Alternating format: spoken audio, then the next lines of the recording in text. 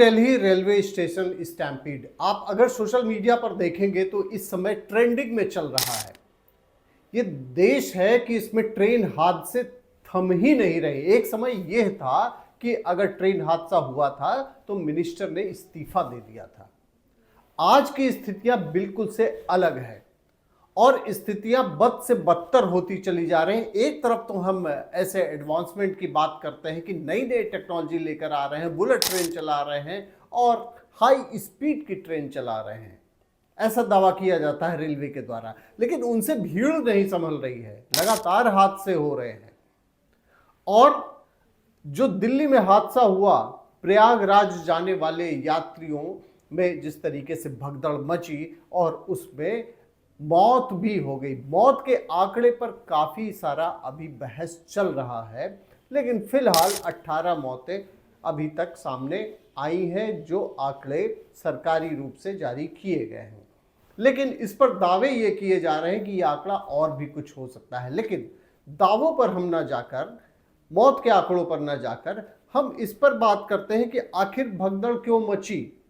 सबसे बड़ा सवाल यही है कि आखिर में भगदड़ क्यों मच गई, क्योंकि यह भी मालूम था, रेलवे को पूरी तरीके से मामला मालूम था कि ट्रेन में भीड़ होनी ही होनी है, क्योंकि प्रयागराज जाने वालों की संख्या लगातार बढ़ती ही जा रही है और खास करके वीकेंड पर। अब आप ये देखिए, रेलवे ने यह भी नहीं सोचा कि लगातार जो पिछले 2 वीकेंड गए उसमें जबरदस्त भीड़ गई है, उसके बावजूद अलग से कोई कंट्रोल रूम तक नहीं बनाया गया। जो दावे किए जा रहे हैं उसमें यह कहा जा रहा है, जो हादसा हुआ उसके बाद में जो कहा जा रहा है, केंद्रीय मंत्री कह रहे हैं कि फेक न्यूज फैलाकर यह भगदड़ मचाई गई और इस एंगल पर भी जांच की जा रही है।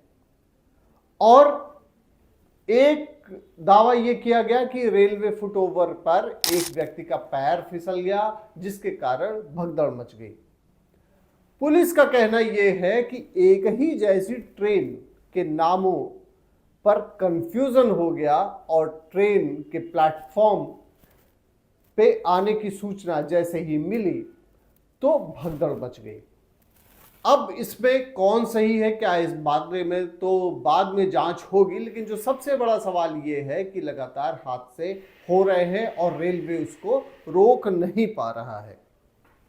अब देखिए, जो हमने अभी जो मीडिया में खबरें आई हैं उसको एनालाइज किया तो उसमें एक पॉइंट ये निकल आता है कि प्रयागराज स्पेशल ट्रेन, भुवनेश्वर राजधानी और स्वतंत्रता सेनानी 3 ट्रेनें एक साथ ही प्रयागराज जा रही थी, अलग अलग प्लेटफॉर्म पर।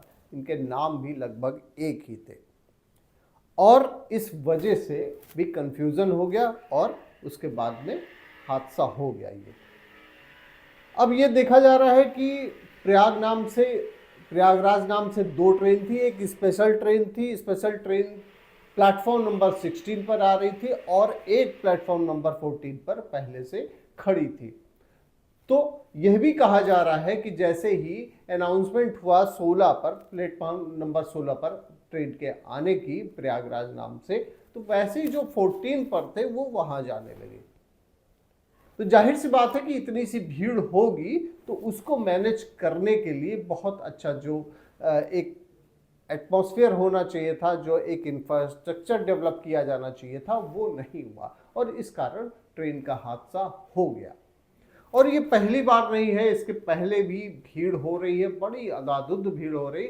लेकिन आप यह भी समझिए कि पब्लिक भी बिल्कुल ये जान रही है कि वहाँ स्थितियाँ इस तरीके से है। प्रयागराज में आप देख रहे हैं कैसी स्थितियाँ हो गई, कितनी भीड़ उमड़ पड़ रही है, लेकिन उसका कोई सिस्टम अभी तक बन नहीं पाया है।